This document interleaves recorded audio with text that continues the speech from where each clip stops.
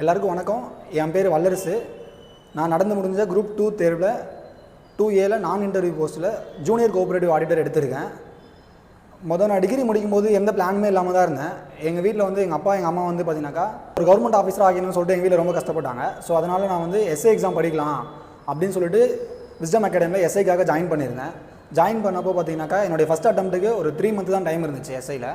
அதனால் ஒரு 4 மார்க்னால என்னால் கிளியர் பண்ண முடியல. ஸோ குரூப் 2 ப்ரிலிம்ஸுமே அந்த டைமில் தான் இருந்ததுனால நான் குரூப் 2 ப்ரிலிம்ஸ் கிளியர் பண்ணிட்டேன்.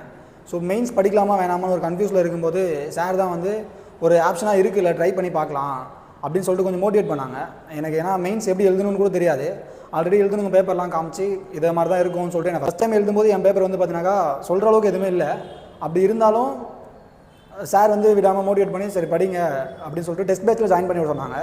டெஸ்ட் பேட்சில் ஜாயின் பண்ணி நான் குரூப் 2Aக்கு விஸ்டமில் டெஸ்ட் பேட்ச் எழுதிட்டு இருந்தேன். சொல்கிற அளவுக்கு என்னால் ஒழுங்காக ப்ரிப்பேர் பண்ண முடியல. டெஸ்ட் பேட்சையும் தாண்டி சார் வந்து நமக்கு கொஞ்சம் எக்ஸ்ட்ராவாக சொல்லிக் கொடுத்து கொஞ்சம் இது மாதிரி படித்தா நல்லாயிருக்கும், இதுக்கு முன்னாடி எழுதுனவங்களாம் இப்படி தான் எழுதியிருக்காங்க அப்படின்னு சொல்லிட்டு ப்ரீவியஸ் பேப்பர் எல்லாமே காமிச்சு கொஞ்சம் மோட்டிவேட் பண்ணாங்க.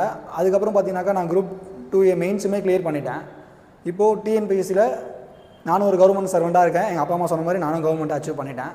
இப்போ ஏன் நான் இந்த வீடியோ போடுறேன் அப்படின்னா, நான் வந்து வந்தது எஸ்ஐக்காக தான் வந்தேன். நான் நினச்சிருந்தா அடுத்த எஸ்ஐ பார்த்துக்கலாம்னு சொல்லிட்டு ஃப்ரீயாக இருந்துட்டு இருப்பேன். ஸோ டைம் இருக்கேன்னு சொல்லிட்டு நான் டிஎன்பிஎஸ்சி ப்ரிப்பேர் பண்ணி பார்த்தேன். ஸோ என்னால் கிளியர் பண்ண முடிஞ்சது. ஒரு எஸ்ஐ படிக்கிறனால டிஎன்பிஎஸ்சி கிளியர் பண்ண முடியுது அப்படின்னா டிஎன்பிஎஸ்சி ஆஸ்பிரண்ட்டால் கண்டிப்பாக முடியும். ஸோ நீங்களும் இதுக்காகவும் சோர்ந்துடாதீங்க, கொஞ்சம் நல்லா எஃபர்ட் போட்டு படிங்க, கண்டிப்பாக அச்சீவ் பண்ண முடியும். All the best. தேங்க்யூ.